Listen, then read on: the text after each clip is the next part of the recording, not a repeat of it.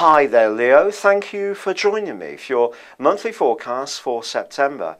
Well, the month starts off with the sun focusing your thoughts and energies on your values. Now, this can be in a more spiritual sense, or it can be in terms of getting value for money. And talking about money, finances can get a major boost as soon as the 5th, as Venus moves into the sign of Virgo.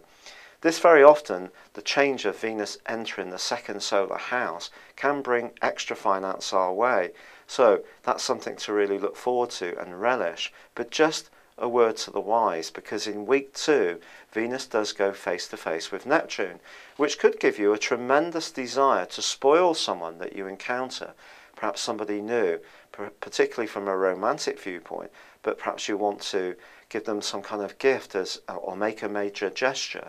But that can actually lead to quite a lot of confusion, particularly if you don't know this person very well. And if you're considering making a big ticket item purchase, I personally would wait until maybe week 3 of this month. But the other asset you are going to have is that Mercury moves on the 2nd into an area which can help to sharpen up your thinking in all sorts of ways. That's going to be very helpful too. And week 2 happens to be a very powerful week of this month. There's a multitude of different influences. One of them sees Mercury go face to face with Uranus. Now, I feel for you, this could make you a little bit more outspoken, but I don't necessarily think this is a bad thing. It could see you be rather more open to novel approaches, innovation. You may encounter someone who challenges you in some ways, doesn't necessarily agree with you, but it gets you thinking, and it may actually be quite good for you. If you do meet someone who's very different to you, don't dismiss them. There can be a rather conservative side to many Leos, because you're a fixed sign, and also control can be an issue for you, because you like to protect your pride, literally. But be a bit more open-minded, because from the 10th through to the end of the month, Uranus also forges a stunning link with Jupiter, and Jupiter is in your sign. And remember, Jupiter is the influence that is about good fortune. So this good fortune could be linked to looking at things in a fresh way, being open to novel approaches, perhaps from overseas, new cultural influences, new educational influences. They're all buzzing around you in a highly charged way, and it really can create an enormous amount of excitement. You can also find that someone who's very different to you can be quite fanciable. And with Venus in opposition to Neptune, there may be a sense that your dream lover or dreamboat is going to pull up alongside you. And you know, they really could. Because when Venus and Neptune are in opposition, it can create the circumstances to find an amazing alliance.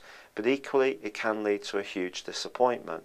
So, if you're tempted to get up close and personal in a sensual way with someone rather too quickly, I try to slow it down a bit and just enjoy the more flirty banter, because I do feel that there is going to be a lot of sparring going along this month, which you are going to find to be very exciting.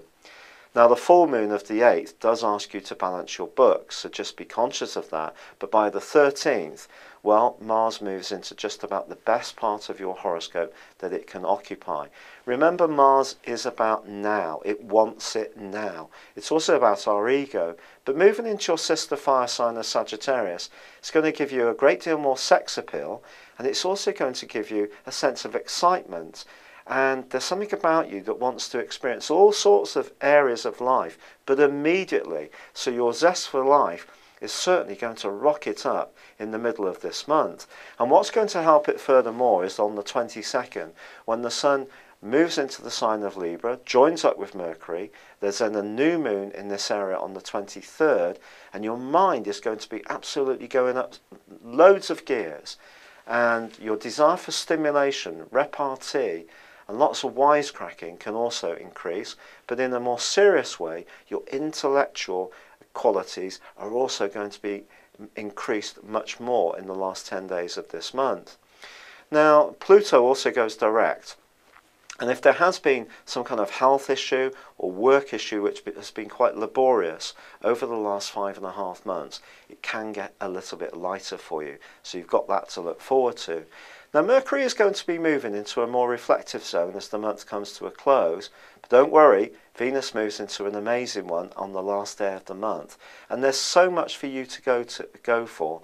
I really do feel that this could turn out to be one of the most uplifting months for some time, but it does require you to really step outside your comfort zone. Thank you for joining me, good luck, and goodbye for now.